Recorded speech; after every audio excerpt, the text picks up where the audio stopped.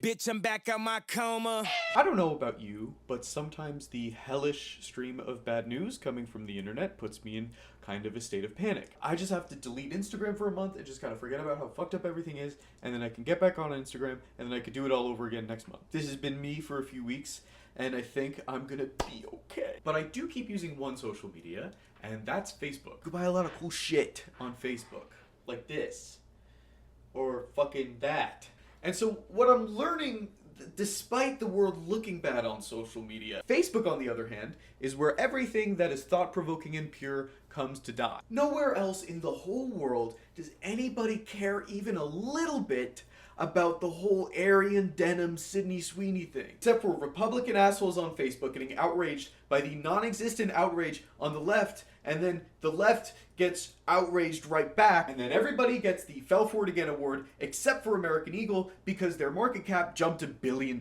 One of the worst accounts, and the one that I'm going to talk about today, is this guy. Evidently, he's a philosopher and author, but unlike any real thought leader who's best known for their contributions to science or culture, David Wolf farms clicks on meta platforms through this weird pseudo-scientific dog whistling that really is just there to get our grandparents to put their thoughts in the comments. I don't know if David Wolf is the person running this account, but the brand of David Wolf has become a massive internet grift. And I know it's not enough for me to just say that. I'm gonna go through all of the posts in the last day that inspired me to make this video. I'm doing this one first because at first glance, someone passively scrolling could see this, believe it, and just move along with their day. So being that this guy has 11 million subscribers, the scientific claims on his website are going to go to a lot of people. And so because you put this phrase in front of this picture, you may think that eating or consuming a more alkaline diet might create a better environment in your body. It took not that much reading for me to learn that that's the entire point of your lungs and your kidneys, and your diet cannot change your body pH. You can't make your blood more alkaline by consuming more alkaline foods. How do I know that eating more alkaline foods is what this post is trying to insinuate? Because like always, there's products involved. Know that their coffee can be delivered with many alkaline ingredients. An actor you just dislike for no reason. It's very meaningful behavior from a philosopher. And if I were Tom Hanks, I'd watch out for this guy. Pizza. A school in Denmark has no walls. Kids learn in forests. Why don't all schools look like this? Because, David, that is an AI-generated photo. Climate change, formerly known as weather. And this isn't even a post that's like against buying into climate change. It's actually just misleading and untrue on its own. I don't understand how you could call yourself a person of science and have no regard for the most verifiably imminent threats to the planet. But I'm not a white guy with dreads, so I don't know. Before you accept a cancer diagnosis, detox parasites. Hey, what?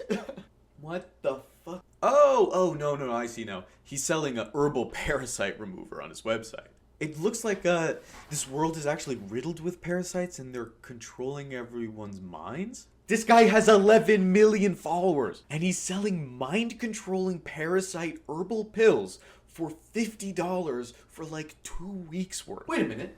But by the time I'm still around at 120 years old because of all of David Wolf's health advice I took, I'll have to spend like $1 million just to make sure my brain doesn't have work. Truth bomb from a doctor. So an untraditionally trained physician is good for my health? Why? Someone who didn't go to medical school? I'm sure Dr. Bark is a real person who actually said that. But doesn't your faith in him come from him literally being a doctor? A person with traditional training in medicine? And if you didn't have that, why would you listen to him? Why isn't doctor in your name, Mr. Avocado Wolf? I'm looking for a great name for a white cat. Anything but Snowball. In case you're wondering, yes, this did get 20,000 people to comment. You know, my middle name isn't Avocado, so I don't know much about fruit. But that looks like a cashew. Not that I'd expect David to eat that, it would kill his alkalinity. Ad for some $20 dried olives, random sperm cartoons because Lord knows our shooters need some serious help, some life-changing chicken facts. In Denmark, empathy is taught as a school subject, just like math or science. Imagine if we did the same, which some educators in the United States are trying to do, but it's getting called too woke and being used as an excuse to defund schools. So why does all of this matter? Because for some reason, hundreds, if not millions of people think that this guy is a source for science. And it's starting to dictate outrage for no reason. Why does he do it? He's a fucking snake oil salesman. He and the entire supplement industry makes a profit from people being easy to trick. Good news, I think about half of the accounts that interact with his posts are bots. The bad news is that the rest of them are all registered to vote. And the only reason it works so well is because people love to feel outraged over a thing they think they understand. Understand it or not, remember what's fueling your outrage is your exposure to this type of discourse that's being fed to you through an algorithmic money-making platform.